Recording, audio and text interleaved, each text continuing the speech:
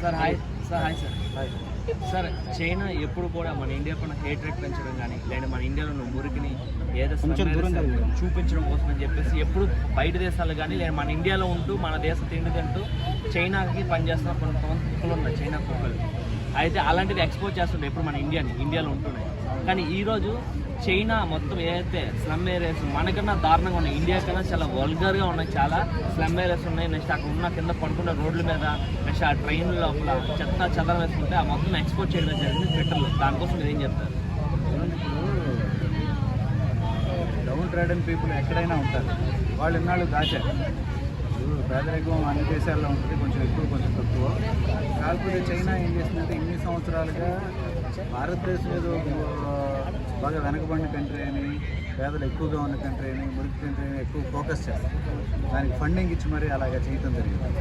ఇప్పుడు ఈరోజు అది బద్దలైపోయింది. చైనాలో కూడా అంతకంటే అధ్వానంగా ఉంది, అంతకంటే మురికి ఉంది, అంతకంటే డౌన్ ట్రేడెడ్ పీపుల్ ఉన్నారు, అంతకంటే కూడా తక్కువ స్థాయి వ్యక్తులు ఉంటారు. అయితే ఎక్కడైనా ఉంటారు, దాన్ని వాళ్ళు కావాలని వాంటెడ్గా భారతదేశం పేద దేశం, నిరుపేద దేశం, అక్కడ మురికి వాళ్ళు ఎక్కువ, ఇది కావాలని ఫండింగ్ ఇచ్చి వాళ్ళు దాన్ని ప్రమోట్ చేయడం జరిగింది. ఇన్నాళ్ళు అలాగా వాళ్ళు ఇండియాని డీగ్రేడ్ చేయడానికి వాళ్ళ తాలూకు మీడియాని కానీ ఇక్కడ మీడియాని కూడా వాడుకున్నారు. ఇప్పుడు అయితే అది ట్విట్టర్ ద్వారా ఇప్పుడు ఇండియా దాన్ని బ్రేక్ చేస్తూ చైనాలో ఉన్నటువంటి దరిద్రం మొత్తాన్ని చూపించడం జరిగింది. అక్కడ రోడ్ల పక్కన పడుకునే వాళ్ళు, ఫుట్పాత్స్ మీద పడుకునే వాళ్ళు, అక్కడ నీళ్ళు లేని వాళ్ళు, అక్కడ అత్యంత పేదరికంలో ఉన్న వాళ్ళ గురించి కూడా ప్రపంచానికి తెలియజేయడం జరిగింది. కాబట్టి ఇప్పుడు చైనా తాలూకు చెడు మనస్తత్వాన్ని పూర్తిగా ప్రపంచం బయటపెట్టడం జరిగింది. ఇండియా కరెక్ట్గా దాన్ని ఫోకస్ చేసి ఇక్కడ మురుకు కాలంలో వాళ్ళు చేస్తున్న మోసాన్ని, వాళ్ళు భారతదేశాన్ని మీద తీసుకొస్తున్నటువంటి నెగిటివ్ని కూడా వాళ్ళంతా కూడా ఛేదించడం జరిగింది. ఖచ్చితంగా వ్యతిరేకం అనేది కాస్త కొత్త ప్రదేశంలో ఉంటుంది, కొంచెం ఎక్కువ కొంచెం తక్కువ, ఎక్కడ ఉండదని మనం చెప్పలేము. అయితే ఈ కుట్రని భంగం చేయటమే కాకుండా చైనాలో అంతకంటే అధ్వానంగా ఉంది అన్న విషయాన్ని ప్రపంచం మొత్తానికి కూడా ఇండియా చెప్పడం జరిగింది. బట్టి మనం అర్థం చేసుకోవాల్సింది ఏంటంటే ప్రతి దేశంలోనూ కొద్దో గొప్ప పేదరికం ఉంటుంది, కొద్దో గొప్ప వెనుకబాటుతనం ఉంటుంది, అభివృద్ధి తక్కువ జరిగిన ప్రాంతాలు కొన్ని ఉంటాయి ప్రతి దేశంలో.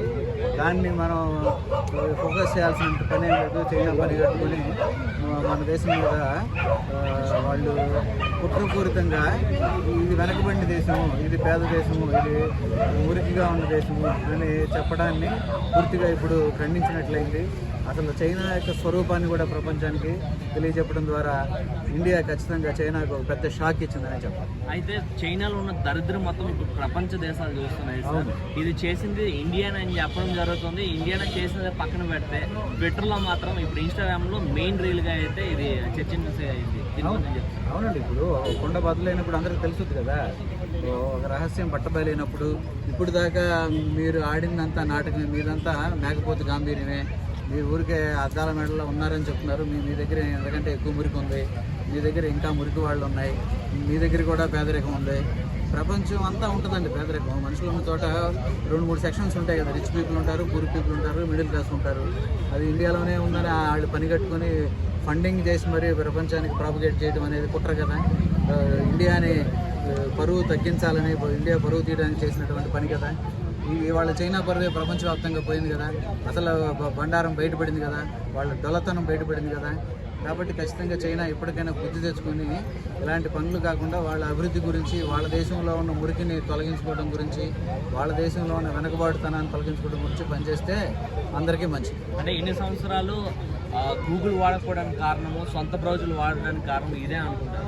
మరి అంతే కదా, ఇప్పుడు ఇంటర్నెట్ గూగుల్ అయితే ప్రపంచం మొత్తానికి వాళ్ళ గుర్తు తెలిసిపోయిందని వాళ్ళు పట్టి ఉంచారు. కానీ ఏదో రోజు అది పగిలిపోక తప్పదు కదా. అది వాళ్ళు పగిలింది, బయటపడింది, పుట్ట పగిలింది. దీనికి వాళ్ళు ఇప్పుడు దాకా చేసిందంతా మేకపోతు గాంభీర్యం తెలిసిపోయింది. కాబట్టి చైనా ఇప్పటికైనా బుద్ధి తెచ్చుకోవాలనేదే అందరూ చెప్పేది. అయితే అలానే ఏదైతే నాన్ వెజ్ యూట్యూబ్ ఛానల్ పెట్టుకొని అక్కడ ఆ కంట్రీకి వెళ్ళా, ఈ కంట్రీ ఇలా ఉంది, ఆ కంట్రీ అలా ఉందని చెప్పి ఇండియాని కూడా తక్కువ చేసి మాట్లాడడం జరిగింది నాన్ వెజ్. మరి అలాంటప్పుడు ఈరోజు చైనాలో మన ఇండియా కంటే చాలా దరిద్రంగా ఉంటున్న ఆ దేశంలో వీడియోలు ఎక్స్పోజ్ అవుతున్నప్పుడు ఇప్పుడు ఎక్కడ పెట్టుకుంటున్నాం? వాడిదంతా డొల్ అని తెలిసిపోయింది కదా. వాడు ఇండియాని డిఫెండ్ చేస్తాడు. బొడుద్దాయి పిచ్చి బొడుద్దాయి కాకపోతే వాడికి అసలు బుద్ధి జ్ఞానం ఉందా? అది ఇండియన్ అయ్యి ఉండి ఇండియా తాలూకు పరువు ప్రదర్శనకి భంగం కలిగేలాగా ఎవడన్నా ప్రవర్తిస్తాడా? బుద్ధి జ్ఞానం ఉన్నాడు. 5వ క్లాస్ ఫెయిల్ అయినాడు కూడా అలా చేయడే.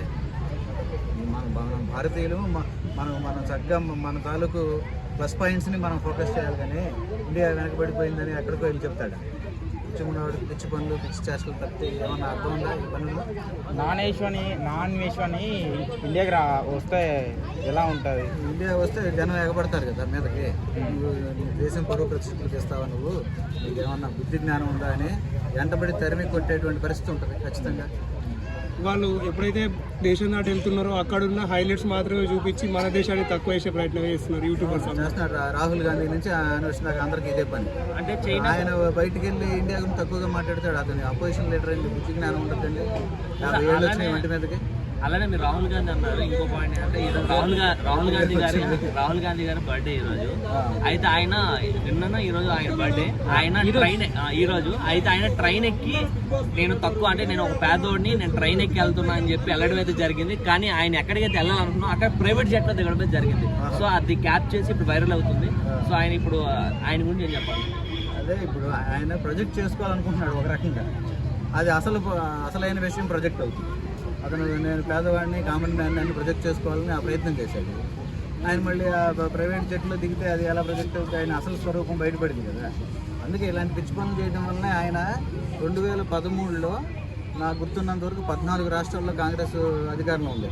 మన్మోహన్ సింగ్ గారు ప్రధానిగా ఉన్నారు. ఇవాళ వాళ్ళు 4 రాష్ట్రాల్లోకే వచ్చారు. మరి ఏం పని చేస్తున్నాడు? అతను దేశం కోసం, ప్రజల కోసం, ప్రజల పక్షాన్ని నిలబడితే ఆయన 14 రాష్ట్రాలు ఎందుకు పోతాయి?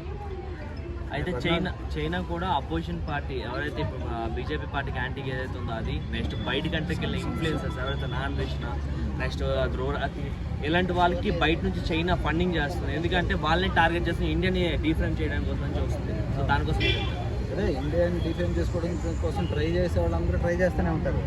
కానీ దాన్ని కాపాడుకోవడానికి ట్రై చేసేవాళ్ళు మనందరం కాపాడుకొని మనం ట్రై చేయాలి. బీజేపీ వాళ్ళు కొంతవరకు ట్రై చేస్తున్నారు. ముందు వీటన్నిటికి ముందు మనం ప్రజలు ట్రై చేయాలి.